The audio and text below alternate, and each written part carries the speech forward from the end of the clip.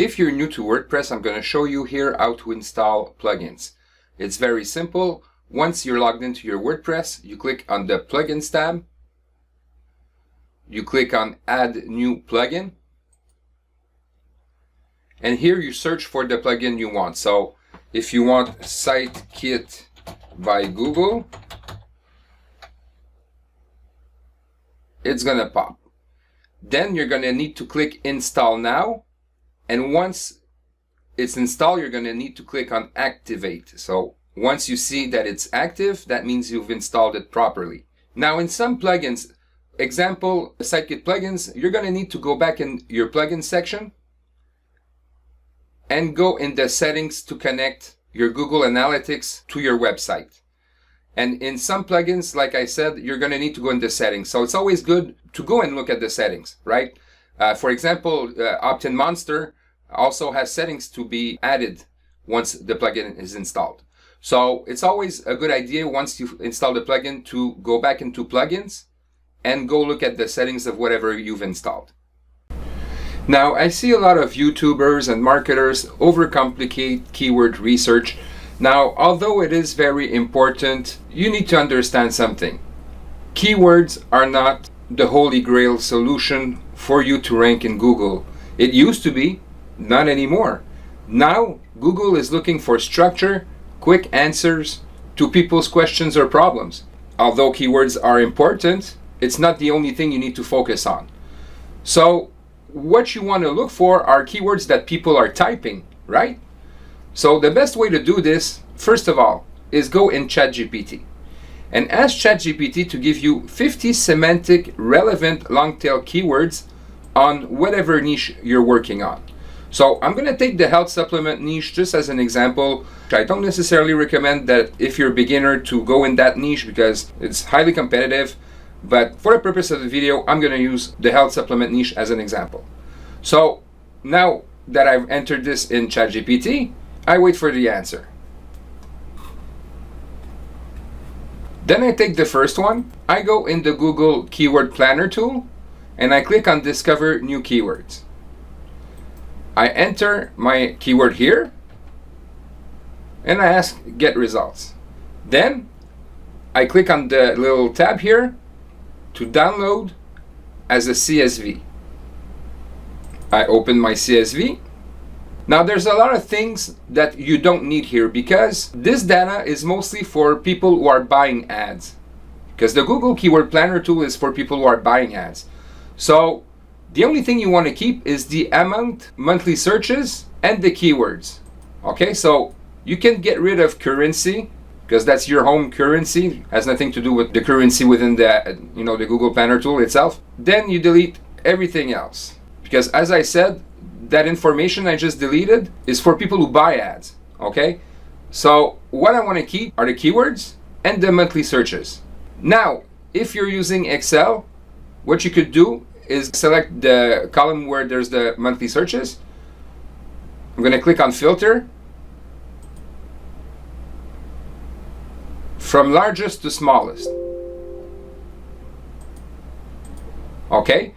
Now, me personally, when I work keywords, I can go to 100. Okay, so if there's 100 monthly searches, because they're long tail keywords, I could get that traffic. Even 50, I mean, why not? So, but below 50, I wouldn't recommend it, okay? Even 50, I find, depending the niche, again, there's some niches that 50 clicks could bring you sales, you know what I mean? But for the purpose of the video, I'm just gonna keep it to 500 in this example. So I got 46 keywords that I could select from. Obviously, I'm not gonna work all of them. I'm gonna select the ones that, would fit my blog. Once you structured your list, you wanna save it, obviously. And that's how you do keyword research.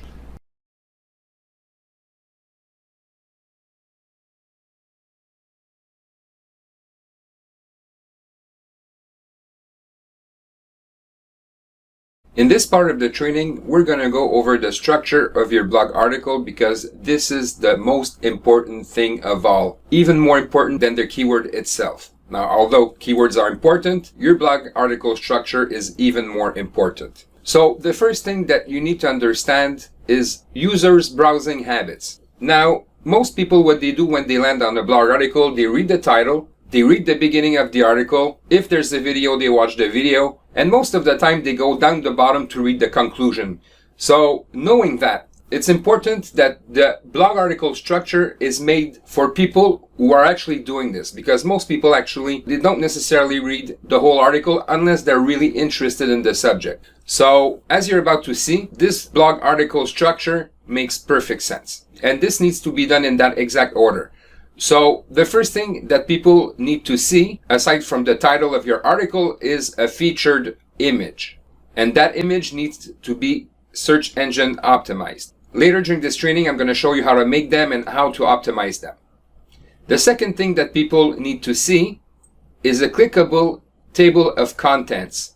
Now, if you remember, I just told you that people like to get to the point real fast. So having a clickable table of contents allows them to go and look for what they're really searching for. And all you need to do is go and install the plugin that's suggested in Module 1. There's a plugin for that where it's going to install a clickable table of contents in your articles for you. The next thing that's very important is the short answer. Now, Google has what they call the featured snippet, and with AI, they also have generated responses. So it's important that you can provide a short answer to your audience right off the gate. And again, as I just told you, people are looking for straight up answers. They don't necessarily want to read the whole article. So with the clickable table of contents and the short answer at the top, you're providing your users a good surfing experience, as we could say. That short answer also needs to be search engine optimized. It has to have your keyword in it. The next thing that's very important, and most people don't do this, and it's so easy to do faceless videos nowadays, especially with AI technology and stuff like that, make videos for your blog articles. It doesn't take much time. And obviously you want to optimize those videos on YouTube. Later during this training, I'm also going to be going more in depth about this, how to make very short and quick videos that are search engine optimized. Then you want to add your main article that's also search engine optimized. So as you can see, by the time that they get to the main article, they can choose what they want to see. They could get their fast answer and they can watch a video. Now, if this all interests them, then they're going to read the entire article. And after the article, you want to cover frequently asked questions. And I'm going to show you later where to find this. It's in Google. Basically, we're going to be looking for the people asked and the related searches answers. And we're going to be able to add more content to the blog article with that.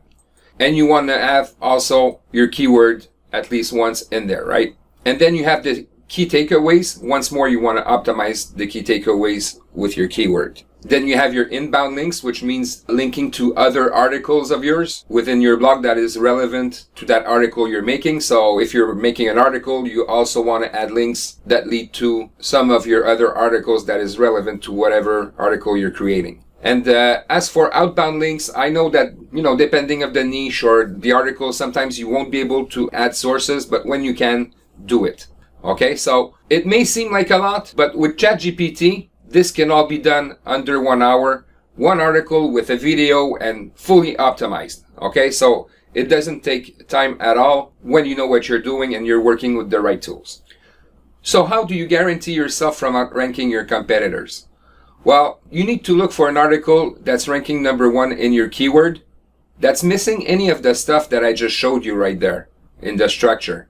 So if they don't have a video, if they don't have a short answer, if they don't have a frequently asked questions section, if they don't have a key takeaway section, the more of these things that they don't have that you could add, this is how you're going to end up outranking your competitor, because you're going to be providing a whole lot more value than they are. So this is why using this structure is going to allow you to make better articles than your competitor. Now, if you see that your competitors are using, for example, your competitor's article has 700 words. Well, don't go and make a 3,000 word article. Try to stay around the same number of words that your competitor used to rank number 1. So if they made 700 words, even though you make 600 or 900 words, doesn't matter, but just try to stay in the same ballpark. And it's always important to link back to your article from 2 to 4 different social media, because if, for example, you're using YouTube, Pinterest, Facebook, and LinkedIn, and in all of your posts, you're adding your blog article link, it's all going to link back to your blog article, and that's good for the search engines. So if you follow those 3 things and the blog article structure, you're guaranteed to outrank your competitors in low competitive keywords. And that's a fact. Please move on to the next part of the training. Now, assuming you selected your keyword, what you need to do to go and spy on your competitors is enter your keyword in Google and wait for the search results to appear. Now, in some cases, you're going to see the featured snippet or a Google AI generated answer. But when you see a top result that looks similar to this, the link that's there, according to some stats that I've read, more than 20% of the people that are going to land on this page are going to actually click that first link. So providing a short answer to your audience on your blog allows them to get their answer fast when they land on your blog article. But in Google, providing a short answer allows you to maybe get that spot, right?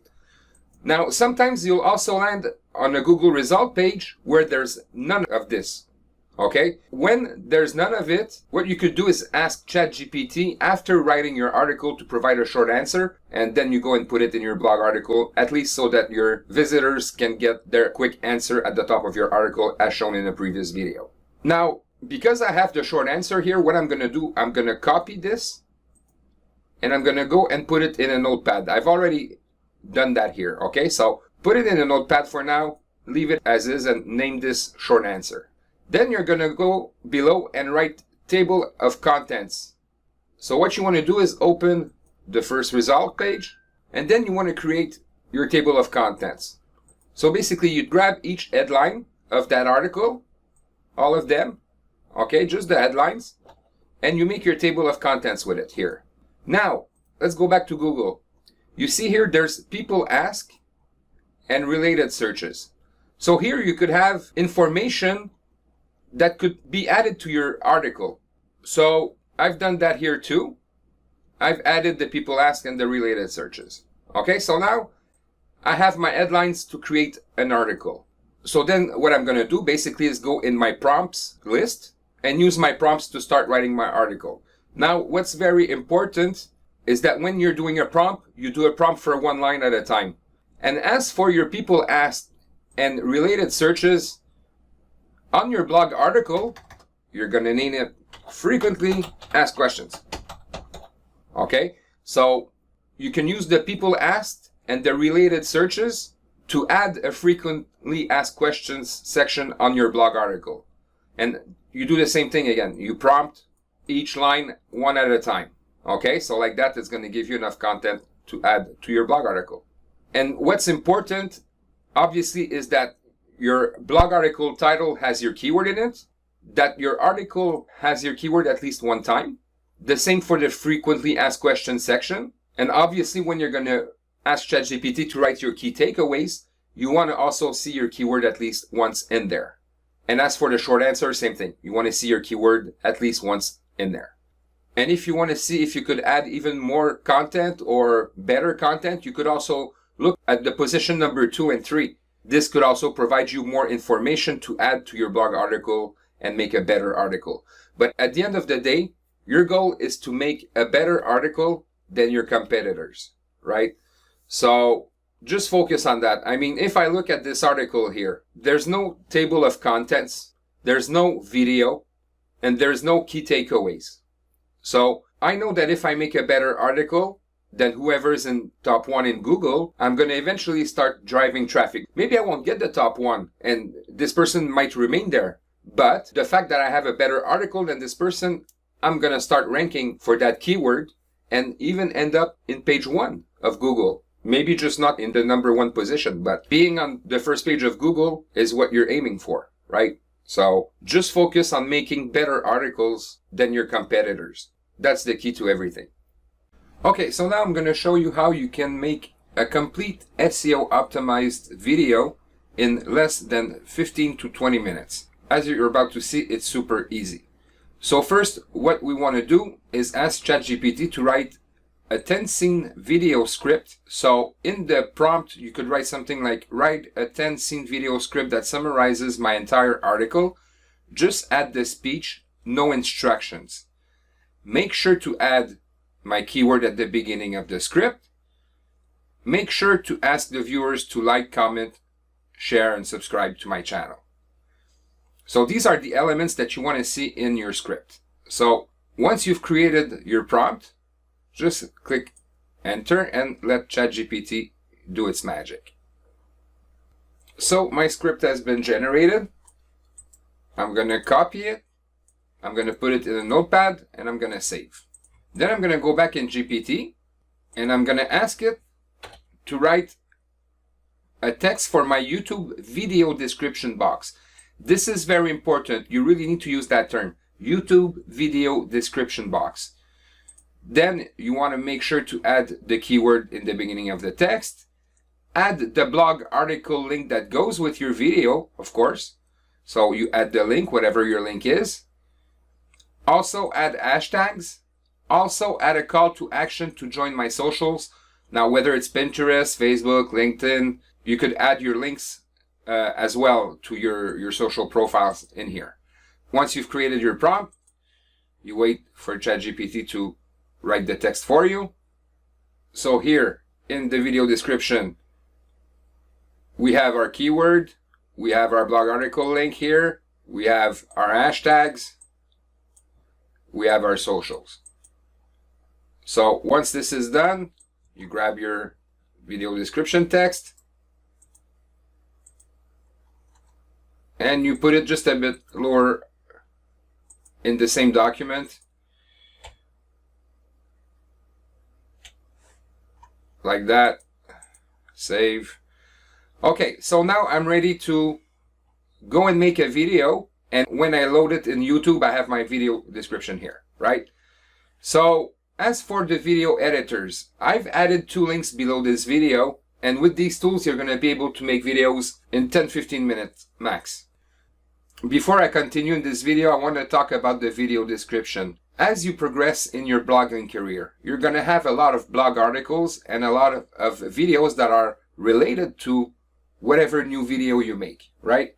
So in your videos, it's always good to go back and add these relevant articles, right? So what you could do is go back in any of your videos and add something like visit us and check out these relevant articles.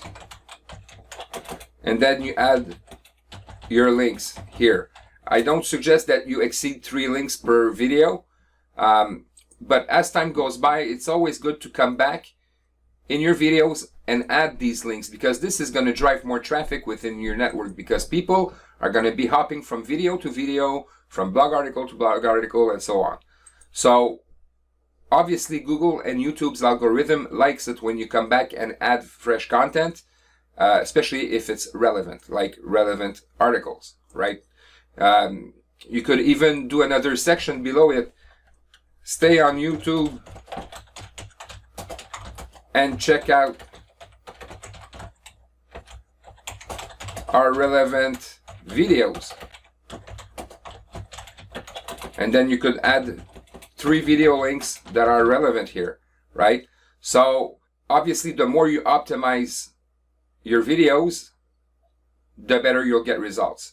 And if you come and add stuff later to give even more value to your video, well, you'll be compensated by Google and YouTube for it, because they like that. So assuming that you've created your script, your video description, you've made your video, now you go and upload it in YouTube, right?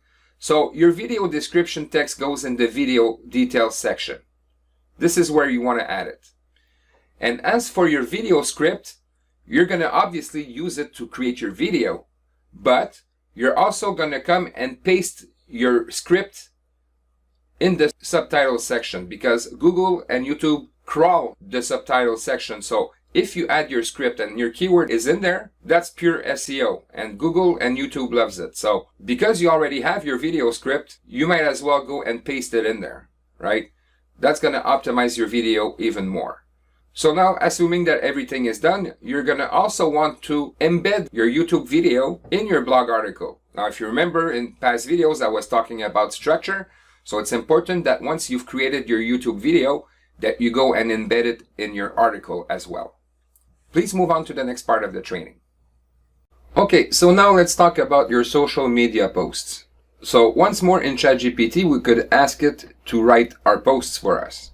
If we're using Pinterest, for example, you want to write a Pinterest description for your pin, right? So you're going to ask, write a Pinterest description for my pin, use my keyword at the beginning, and add a little call to action to go read my article. Make sure you write it under 500 characters, because on Pinterest you're allowed to 500 characters. So let's go. So here's my keyword. So I grab whatever's between the quotes, and this is the text that I'm gonna go and paste in my Pinterest post. As for Facebook and LinkedIn, what you want to do is get GPT to write a little summary of your article and lead them to your article. Okay, so let's say I'm doing Facebook right now. So the type of prompt I'm gonna write, something that looks like, write a post for my Facebook page that summarizes my blog article. My keyword must be at the beginning of the post. Add a call to action to click on my blog article so they can read it. Add a call to action to watch the video. So now GPT understands that I want a summary with my keyword at the beginning that leads them to read my blog article or watch the video. Keywords here at the beginning. We got a summary of the article. Click the blog article, watch the video. Obviously, it provides hashtags. So here's my Facebook post, right?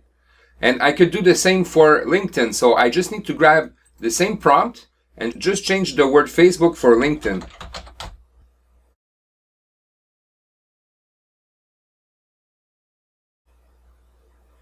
Here once more, keywords at the top. The text is different from the Facebook post, which is very important, but it highlights the same things, right? So, as I said, we got your keyword, summary of the article, click the blog article, watch the video. So, here you got your LinkedIn post. Now, what's really important at the end of the day is that everything leads back to your blog article and your video. And that's very important because in Google, you have a video section here, so you're going to rank in there with your video. So it's important that you always link back to your videos in your posts. And obviously, it's always important that you link back to your blog articles in order to be in the all section here where most people go and read articles. And let's not forget that LinkedIn posts also appear here in the all section like a blog article would when they rank. Please move on to the next part of the training. So where to make your images? Now, I'm going to state the obvious here. Most people use Canva to do this because you could, make pretty much any image you want by selecting specific templates. So whether it's for, Pinterest or Facebook posts or whatever, it could be for your blog images, you can make images using Canva. Now, I'm not going to start making a tutorial on this. There's plenty of free video about this. The reason actually I'm making this video is because I want to show you something that's on ChatGPT where you could also make images. So it's called Cosmic Dreams. So all you need to do is click on that tab and give it a prompt to make you an image of whatever you want. So let's just make an image that represents the blog article about magnesium for muscle spasms. So I'm going to start with a simple prompt. Make an image that shows tablets and pills that represents my keyword, magnesium for muscle spasms. Now, very often when I'm using GPT, the first image it gives me has plenty of weird colors. Sometimes it does this, sometimes it doesn't. So let's see what it gives as a first result. There you go. So when this happens, you need to tell it, do not make it psychedelic, make it look real and natural. See, looks better, right? So basically this image you could use to make pins on Pinterest. For example, now obviously this is not the right size to make a pin. So the size for Pinterest post is 1000 by 1500. That's the most recommended one. Now, see here, I don't like it. So I'm just going to tell it I don't like it. I preferred the previous one just in the right size.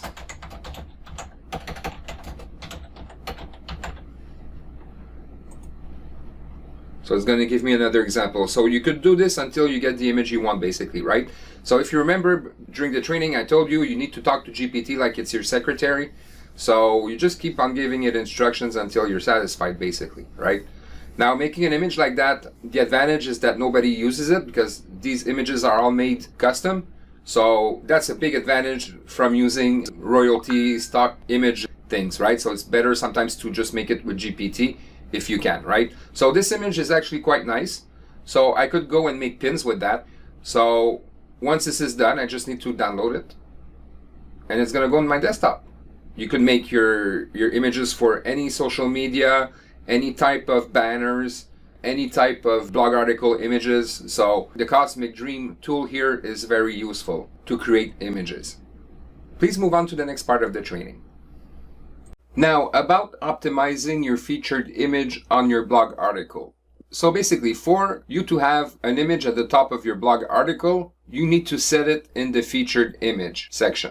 Okay, so once you have your image, this is where you want to upload it. And you can go in the prompt list in order to get ChatGPT to optimize your featured image for your alt text, your title, your caption, and your description.